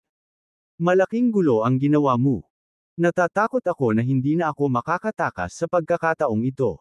Bagamat kasiya siya na makita kang talunin ang hamak na iyon. Ngunit ang kahihinatnan ay magiging matindi. Nang marinig ang sinabi ng security guard, agad na naunawaan ni Ricardo na si Cash ay isang masungit na tao sa kanyang pang-araw-araw na buhay. Nagawa man niyang pigilan si Ricardo, hindi magiging secure ang trabaho niya dahil sa pambubugbog ni Cash, at alam na alam ito ng security guard mismo. Bakas sa mukha ni Cash ang pananalita ng security guard na bakas ang galit, at itinuro niya ito ng galit na galit, sumisigaw, "Ano ang sinabi ng bantay na ito? Kamatayan lang ang hinihingi mo. Kung hindi ko kaya ang lalaking ito, hindi ba kita kakayanin? Maghintay ka lang at tingnan kung ano ang gagawin ko sa iyo pagkatapos." Dahil sa pananakot ni Cash, namula agad ang mukha ng security guard, at mabangis siyang nagsalita, "Ikaw. Ayos lang kung pag-alitan mo ako sa mga ordinaryong araw. Pero may nagawa ba akong mali ngayong araw? Sinong nagbigay sa'yo ng karapatang sampilan ako? Pagdating nila, gusto lang nilang makita si chairman, at ang sabi ko lang ay aabisuhan ko siya. Bakit mo ako sinaktan? Ako, huminto ako." Nang matapos magsalita ang security guard, inihagis niya ang kanyang cap sa lupa at tinitigan ng masama si Cash. Nang makita ang eksenang ito, saglit na huminto si Ricardo at lumingon sa security guard na may bahagyang ngiti, at sinabing, "Bro, gusto mo bang sumama at pumutok ng ilang beses para magpakawala? Huwag kang mag-alala, pananagutan ko ang anumang kahihinatnan." Kabanata 628 nakatayo sa kanan. Sa totoo lang, ang mga salita ni Ricardo ay lubos na umapila sa security guard. Gayunpaman, dahil sa karaniwang pangingibabaw ni Cash, kahit na ngayon lang siya tumugon sa galit, wala siyang lakas ng loob na direktang harapin siya sa sandaling ito. Nang makitang nag-aalinlangan ang security guard, bahagyang tumawa muli si Ricardo, hinawakan ang kamay ng guard, at sinampal sa mukha si Cash. Smack! Umalangaw-ngaw ang malutong na tunog ng sampal, at tinanong ni Ricardo ang security guard, "Masarap ba sa pakiramdam?" "Ang sarap sa pakiramdam." Masunuri namang tumango ang security guard, hindi maitago ang kasiyahan sa kanyang mga mata. Talagang nakakamangha ang sampal na iyon. Samantala, nakatayo sa gilid sina Samantha at Nora, puno ng tuwa ang kanilang mga mukha. Pumalakpak pa ang maliit na si Nora at humajijek. Ang maliit na batang babae na ito ay tila may espesyal na sigasig sa pakikipaglaban sa masasamang tao. Ang eksena sa pasukan ay nakatawag na ng atensyon ng maraming tao sa kumpanya, na nagtuturo at nagbubulungan. Pero walang lumapit para makialam. Sa halip, palihim na pumalakpak ang ilan. Ito ay maliwanag na si Cash ay hindi nagustuhan sa loob ng kumpanya. Gayunpaman, sa sandaling iyon, isang galit na dagandong ang biglang dumating mula sa gilid, "Ano ang ginagawa mo? Hayaan mo na." Pagkababa ng boses, sumugod ang kapitan ng mga security guard at ang kanyang team. "Bayaw." Nang makita si Cash na hinahawakan at binugbog ni Ricardo, ang kapitan ng security guard ay agad na umungol, na itinaas ang kanyang batuta habang siya ay sumusugod patungo sa Ricardo. Basag. Walang pag-aalinlangan, sinipa ni Ricardo ang kapitan ng security guard. "Kaya kayo ay mga ibon ng isang balahibo." Malamig nang umisi si Ricardo, hindi na pinansin ang nahulog na kapitan ng security guard, at ibinaling ang tingin kay Cash na nasa harapan niya. "Well, Mr. Hester, pwede na ba akong pumasok sa kumpanya?" Sa pagpapakita ng pangingibabaw ni Ricardo ngayon, ang mga nakapaligid na security guard ay pawang nag-aalangan at hindi na nang ahas na lumapit pa. Nang makitang wala na siyang maitutulong sa mga sandaling iyon, Kumislap ang mga mata ni Cash sa ayaw, ngunit may baba niya lamang ang ulo sa harap ni Ricardo. Bagaman maaari kang lumaban, ang Marv Lightning Group ay hindi isang lugar kung saan maaari kang kumilos ng walang ingat. Sinisiguro ko sa iyo, pagsisisihan mo ito sa huli. Hey hey! Nakikinig sa mga masasakit na salita ni Cash, napangisi si Ricardo, hindi na siya pinansin. Lumapit siya sa security guard at bahagyang tinapik ang kanyang damit, na nagsasabing, "Pakisabi kay Flynn para sa akin, sabihin sa kanya na narito si Ricardo upang makita siya." "Oh, sige." Walang kamalay-malay na tumango ang security guard nang marinig ang sinabi ni Ricardo, pagkatapos ay tumalikod at tumakbo patungo sa gusali. Namayani ang katahimikan, at lahat ng nanunood sa eksenang ito ay nakaramdam ng lamig sa kanilang mga puso. Masyadong matapang ang lalaking ito. Naglakas loob siyang gumawa ng gulo sa Marv Lightning Group. Malaki ang impluwensya ng kanilang amo sa West Unity, at ang mga nagdulot ng kaguluhan dito ay walang magandang wakas. Bagamat kasiya siya na makitang binugbog niya ang manager, ang mga kahihinatnan. Bumangon sa lupa ang kapitan ng security guard at mabilis na tinulungan si Cash habang pareho silang nakatitig kay Ricardo na may malungkot na ekspresyon. Pagdating ng chairman, tingnan natin kung paano namatay ang taong ito. Habang hawak ang namamagang mukha, galit na ungol ni Cash. Di nagtagal, nagkaroon ng kaguluhan sa gitna ng karamihan, at ilang mga tao ang lumabas mula sa loob. Nang makita ang lalaking nasa gitna, na may mabigat na aura at medyo matibay ang pangangatawan, nagliwanag ang mga mata ni Cash sa tuwa. Nagmamadali siyang lumapit at nagsimulang magmakaawa, "Chairman, please help me." Kadadating lang ng taong ito at agad akong inatake ng walang paliwanag. Talagang hindi kanya pinapansin. Masyado siyang mayabang.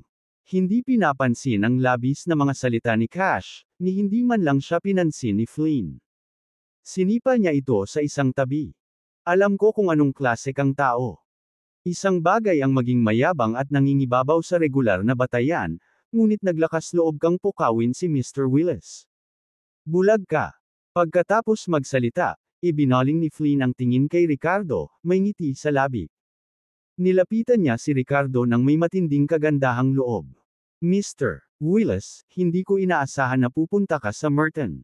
Ito ba ay isang sightseeing trip? Bakit hindi mo ako sinabihan ng maaga para batiin kita ng maayos? Mukhang may gulo ka, hayaan mong iligtas ka ng mga walang alam na tanga." Ito ay maaaring hindi alam ng iba, ngunit si Flynn, bilang isa sa mga pinakaunang distributor ng Love Light, ay mas may kamalayan kaysa sa iba. Ang lalaking nasa harap niya ay ang developer ng maraming sikat na produkto sa Lowe's Pharmaceutical. Habang nagsasalita si Flynn, sumulyap siya kay Samantha sa tabi ni Ricardo, bakas sa mga mata nito ang paghanga. Sa sobrang bait, hindi na siya nagtanong, "Nasaan si Ms. Lowe?" Naiisip niya lang sa sarili niya, pambihira talaga si Mr. Willis. Kinaway-kaway ni Ricardo ang kamay na may ngiti sa labi at sinabing, "Wala lang. Hindi makakaapekto sa mood ko ang ganitong clown. Mabuti naman. Maganda yan." Habang nagsasalita si Flynn, itinuro niya si Cash sa tabi niya at sinabi sa taong malapit, "Paalisin mo siya. Ayoko na siyang makita ulit, understand?" "Oo, Chairman." Mabilis na tumango ang tao, na may suot na embarrassed expression. Pagkarinig nito ay namutla ang mukha ni Cash na bakas ang takot, na parabang hindi pa nito pinoproseso ang mga nangyayari. "Ano? Anong nangyayari?" Si Chairman, kilala ba niya talaga ang lalaking ito? At ang kanyang saloobin ay napakagalang, kahit na sinusubukang pasayahin siya. Tapos na. Tapos na. Ako. Ganap na mali ang paghusga sa sitwasyon. By the way, magaling itong security guard. Maya-maya lang, casual na tinuro ni Ricardo ang dating security guard at casual na komento. Pagkarinig nito, nagsalita si Flynn nang hindi man lang kumukurap. "Bukas, mag-report ka sa HR department. Mula ngayon, ang gawaing panseguridad ng kumpanya ay ipagkakatiwala sa iyo. Gawin mong mabuti bilang pinuno ng seguridad." Sa sandaling nahulog ang mga salita, ang dating security guard ay nanlaki ang kanyang mga mata, ang kanyang mukha ay puno ng hindi makapaniwala.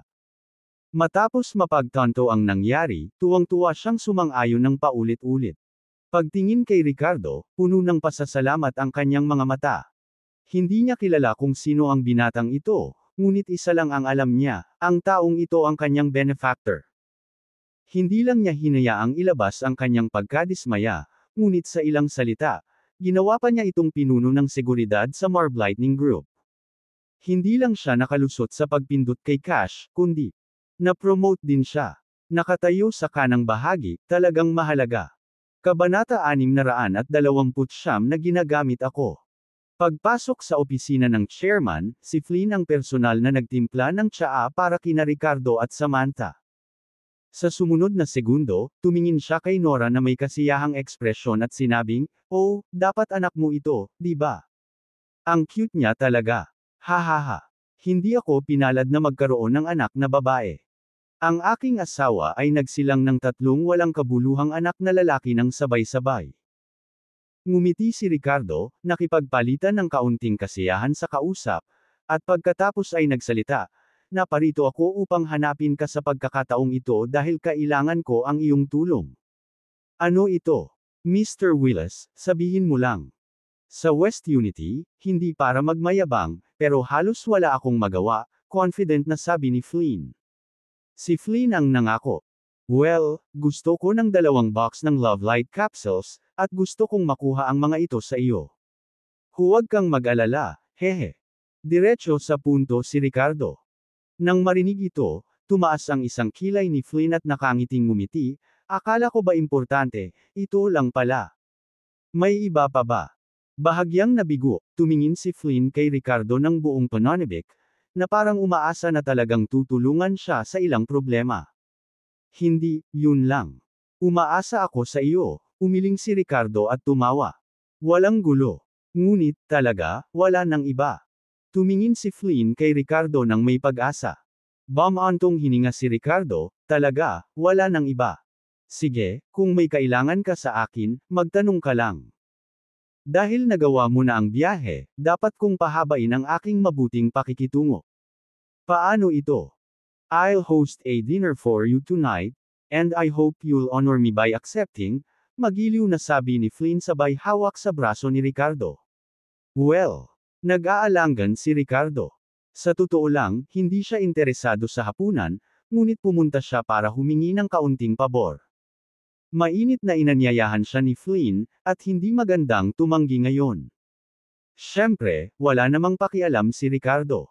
Ang pinakamahalagang bagay ay kung nagmamadali si Samantha. With these thoughts in mind, tumingin si Ricardo kay Samantha. Mabilis na naunawaan ni Samantha at tumango, sinabing, "Ricardo. Ricardo, hindi nagmamadali ang tatay ko, maaari tayong manatili sa West Unity ng ilang araw. Ang kanyang ama ay may leukemia, ngunit ito ay hindi isang matinding kaso, kaya ang ilang araw ay walang pagbabago. Sige, let's enjoy dinner then." Sa wakas ay tumango si Ricardo at ngumiti kay Flynn. "Hahaha, karangalan ko na ay treat ka sa isang pagkain." Tawa ng tawa si Flynn. Sa hapon, pagkatapos makolekta ni na Ricardo, Samantha, at Nora ang gamot, umalis sila sa Marv Lightning Group at namasyal sa lungsod. Bumili sila ng ilang damit para sa kanilang sarili. Maayos naman si Ricardo, hindi man high-end ang kanyang kasuotan, at least nagmukha siyang modernong tao. Gayunpaman, si Samantha ay gumugol ng 5 taon sa Broken Pulse sect, at sa kanyang kasalukuyang damit, maaaring isipin ng isa na kalalabas lang niya sa Cinema City. Lumipas ang oras, at bago nila namalayan, gabi na pala. Nakatanggap si Ricardo ng tawag mula kay Flynn, na nagsabing handa na ang lahat sa sarili niyang restaurant. Gayunpaman, nag-alinlangan si Flynn sa telepono at binanggit na ilang mga high-class na individual mula sa West Unity ang dadalo sa handaan. Ipapakilala daw niya sila kay Ricardo. Hindi napigilan ni Ricardo na mawala ng magawa nang marinig ito. Sa kanyang palagay, hindi na niya kailangang kilalanin ang sinumang mga high-class na individual mula sa West Unity. Gusto niyang tumanggi, pero dahil si Flynn na ang gumawa ng arrangement, pumayag na lang siya. Pagdating nila sa private room sa restaurant, medyo marami na ang nakaupo sa loob. Mga 5 o 6 silang lahat na may ngiti sa mga labi, bumabati kay Ricardo. Hahaha, ang hitsura ay may pagkakaiba.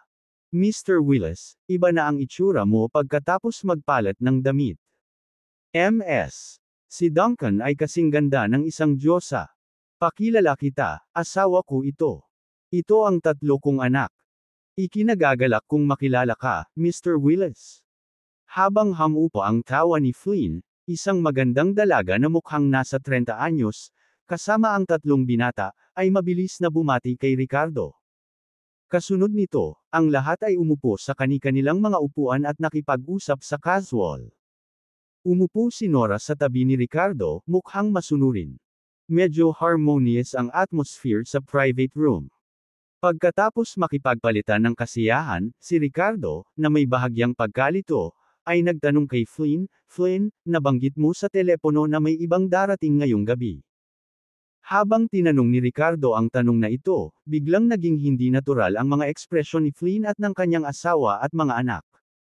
Bakas sa mukha nila ang pag-aalala at galit. Sa susunod na sandali, ngumiti si Flynn ng paumanhin kay Ricardo at walang magawang sinabi, Mr. Willis, to be honest with you. Bagaman maganda ang takbo ko sa West Unity, hindi ko pa rin kayang mag-provoke ng ilang puwersa. Bilang medyo bagong kapangyarihan, at sa mabilis na paglawak ng Marv Lightning Group kamakailan, nasaktan ko ang ilan sa mga lokal na matagal ng kapangyarihan. Walang humpay na pini-pressure nila ako nitong mga nakaraang araw. Ngayong hapon, ang mga lumang puwersa sa West Unity, sa pangunguna ng pamilya Lewis, ay nagbigay ng huling paunawa sa akin. Sabi nila, sabay-sabay nilang lulutasin ang mga hidwaan sa pagitan namin ngayong gabi. Kaya, nang makarating si Flynn sa puntong ito, napakunot ang noo ni Ricardo at tinignan si Flynn ng malamig na tingin. Anong pagpapakita ng mabuting pakikitungo, lumalabas na gusto mo akong gamitin, sabi ni Ricardo, narinig ang kanyang sariling mga salita. Nang marinig ito, napabuntong hininga si Flynn at mabilis na ikanaway ang kanyang mga kamay, na nagsasabing, hindi. Hindi, Mr. Willis, mangyaring huwag magkamali. Ako ang unang nag-imbita sa iyo para sa hapunan, at pagkatapos ay ipinaalam nila sa akin. Noong imbitahan kita sa hapunan, wala akong lihim na motibo, I swear.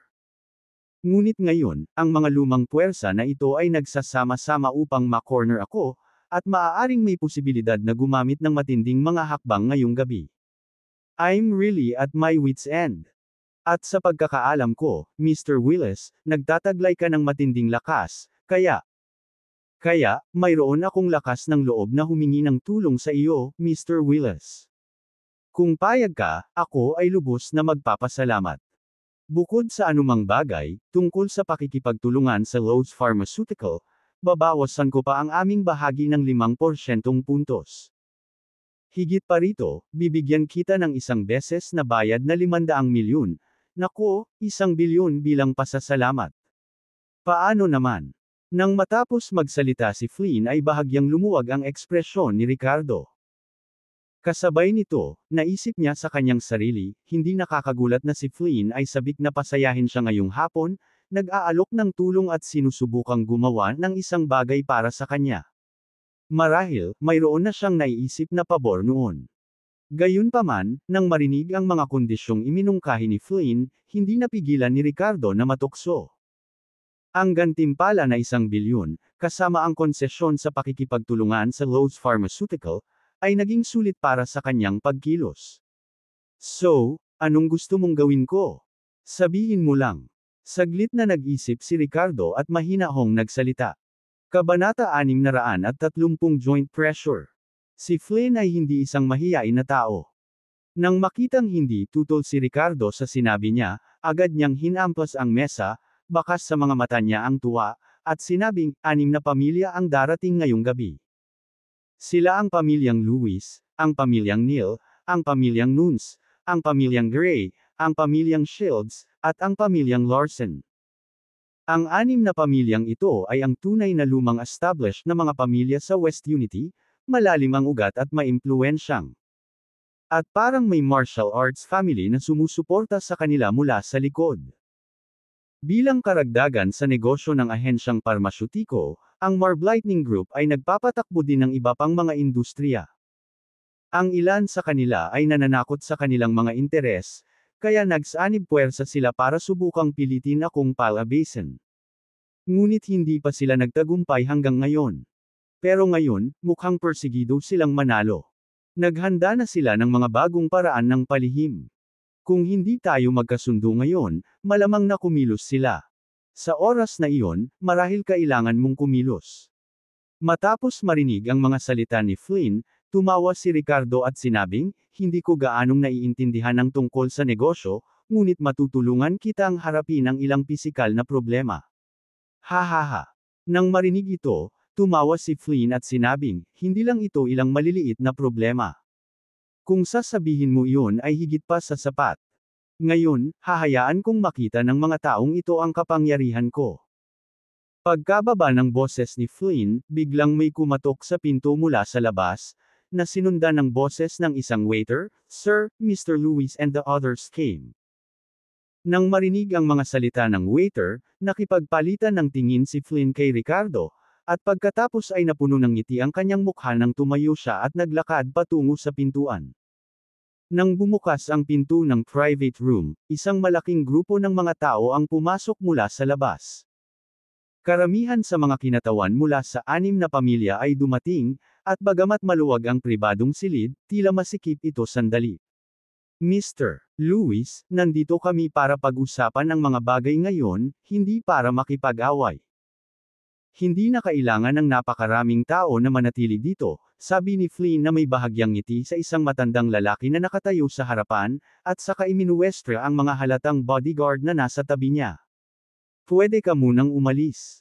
Bagamat teritoryo ito ni Flynn, naniniwala akong wala siyang lakas ng loob na hawakan ako dito. Puno rin ng pagmamataas ang tono ni Sawyer Lewis. Matapos magsalita ng mahina ay kinawean niya ang kamay at dirdiretsong umupo sa isang upuan. Ang mga pinuno ng iba pang 5 paksayon ay sunod-sunod din na naupo sa kanilang mga upuan, na bumuo ng isang paghaharap kay Flynn, Ricardo, at kanilang grupo. Hoy, bakit hindi pa natin nakita ang binatang ito? Hindi kaya siya ang junior ni Flynn? Hindi mo ba siya pinapakilala sa amin? Sabi mo walang kabuluhan itong binata. Ha ha ha. I must say, mukhang maganda ang dalagang ito. Flynn, napakaswerte mo. Sa sandaling maupo ang mga taong ito, sinimulan nilang kutsain at tuyain si Flynn, malinaw na nagnanais na pukawin ang isang salungatan. Nang marinig ang mga salitang ito, isang malamig na liwanag ang sumilay sa mga mata ni Ricardo.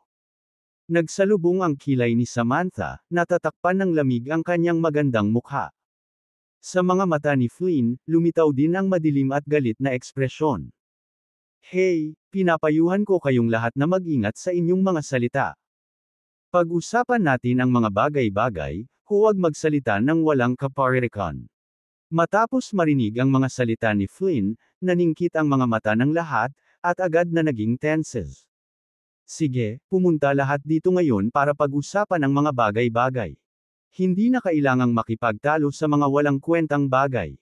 Magsimula tayo sa pagkain, makakapag-usap tayo habang kumakain. Malinaw na si Sawyer ang pinuno ng 6 na paksayon na ito. Sa kanyang mga salita, ang lahat ay sumangot ng masama at inalis ang kanilang puot. Hindi nagtagal, nakahain na ang mga pinggan sa mesa, kasama ang ilang bote ng alak. Nagsalin si Sawyer ng isang baso ng alak at bahagyang ngumiti kay Flynn.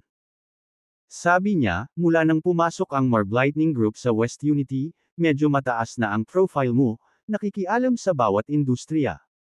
Sa mundo ng negosyo, lahat ay umaasa sa kanilang sariling kakayahan. Pero kamakailan lang, parang napakalayo na ng abot ng Marb Lightning Group.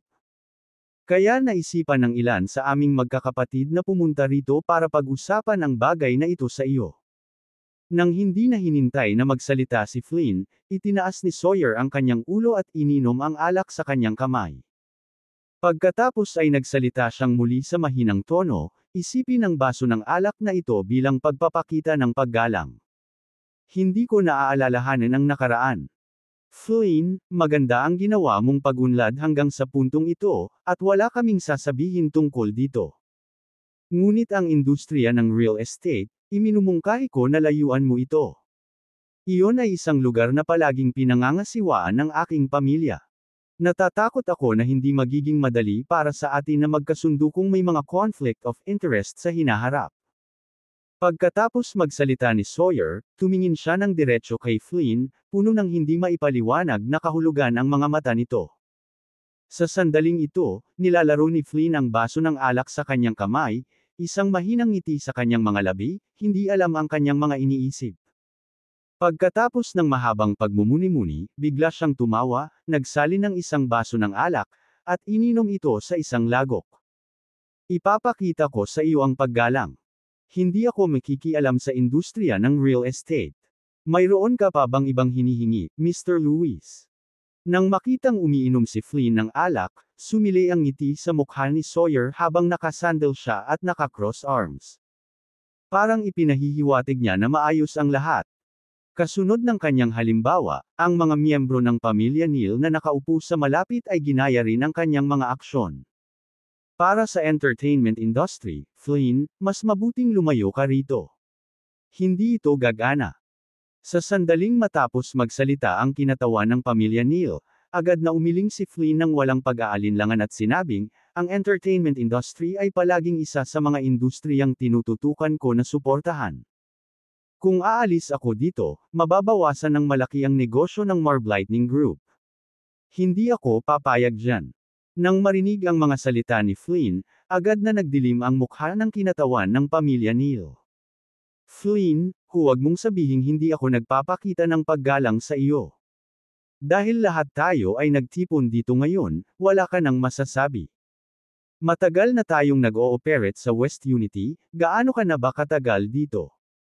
Tumutok lang sa tapat na pamamahala sa iyong negosyo ng ahensya ng parmasyutiko. Kung pipilitin mong makialam sa aming mga interes, ito ay dahil gusto mong mamatay ng mas mabilis. Bang! Nang matapos magsalita ang kinatawan ng pamilya Neal, hinampos niya ng malakas ang mesa, na agad na lumikha ng tensyon at mabigat na kapaligiran sa pribadong silid. Malamig na pinagmasdan ni Ricardo ang sitwasyon mula sa gilid at mabilis na naunawaan ang nangyayari. Ang anim na pamilyang ito ay tila nagkaisa para bigyan ng pressure si Flynn. Nais nilang umalis siya sa kanilang mga industriya dahil ang bawat pamilyang ito ay pinuno sa kani-kanilang larangan. Ang biglaang intervention ni Flynn ay malamang na nagdulot sa kanila ng malaking presyon. Ang pagkuha ng kayamanan ng isang tao ay katulad ng pagkitol sa buhay ng kanilang mga magulang. Ang mga itinatag na kapangyarihang ito ay hindi kailanman papayagan ang ibang tao na pumunta at ibahagi ang kanilang piraso ng pie sa West Unity. Kaya naman nangyari ang eksenang ito ngayon. Maaaring may mga hindi inaasahang pagbabago ngayon. Minsan, kapag nabigo ang mga negosasyon, dapat gumamit ng mas mapuwersang paraan. Ganito ang iniisip ni Flynn, at tila ganoon din ang iniisip ng kabilang panig. Kung tama ang hula ni Ricardo, malamang na nakaayos si Flynn ng maraming tao sa buong restaurant, di ba? At ang iba pang anim na pamilya ay hindi lamang ang ilang mga tao na nakita nila kanina. Nararamdaman pa niya ang intensyon na pumatay.